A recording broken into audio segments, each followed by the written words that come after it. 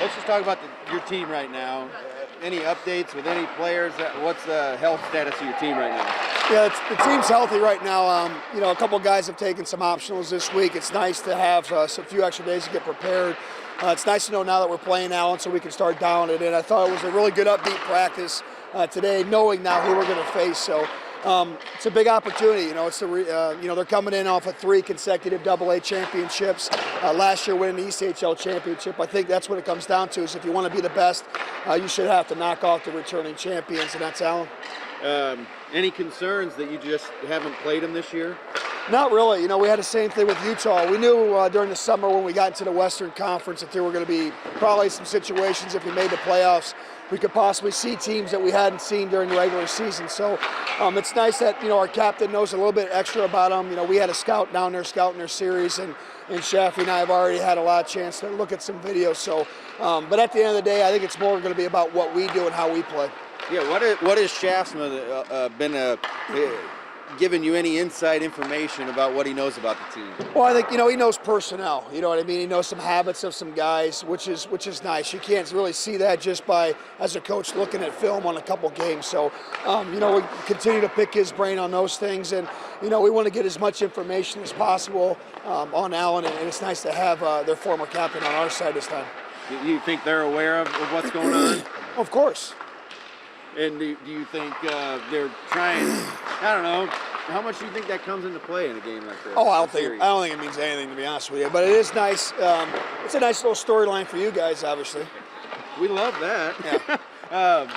What's your team doing so well right now? I mean, you want to say you're playing your best hockey, come playoff time, but I think that's really ringing true. I mean, would you agree?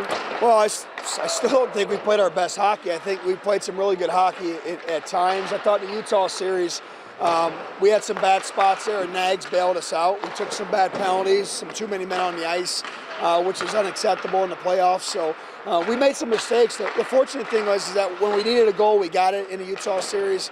We had a lot of timely scoring and a lot of timely big plays, either by shot blocks, desperate plays by Gabriel Beaupre, or big saves by Nags. So everything just seemed to go as planned.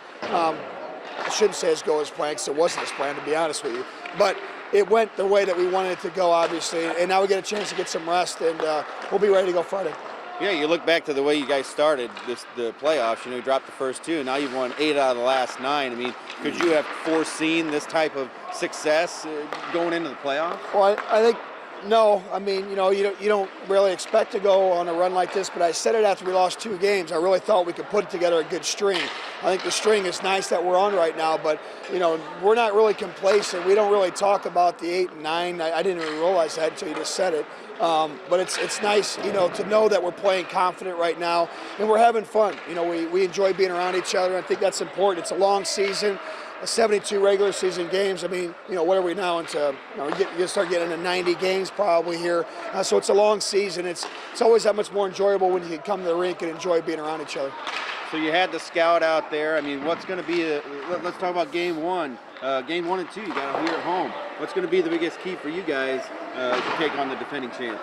Well, you got to be disciplined. I think their power play is the best power play in the playoffs. Missouri took a lot of undisciplined penalties, and Allen made them pay. They're very opportunistic off the rush, just like Cincinnati was. So we got to do a good job of controlling the neutral zone, making them have to play dump and chase hockey, and we got to be opportunistic ourselves. They have an elite goaltender, just like we do. That's the backbone of their team, and Riley Gill. We got to try to create chaos and make it uncomfortable on him, and try to do what we do best, and that's play in the offensive zone. Last question I have is, how much of a key factor is it that you get to start the series with the first 2 games at home? Oh, we love it. Obviously, we worked hard to get home ice advantage, and this is when it pays dividends. We love playing in front of our fans. We expect a great crowd, and we want to put a good product on the ice in front of our great fans.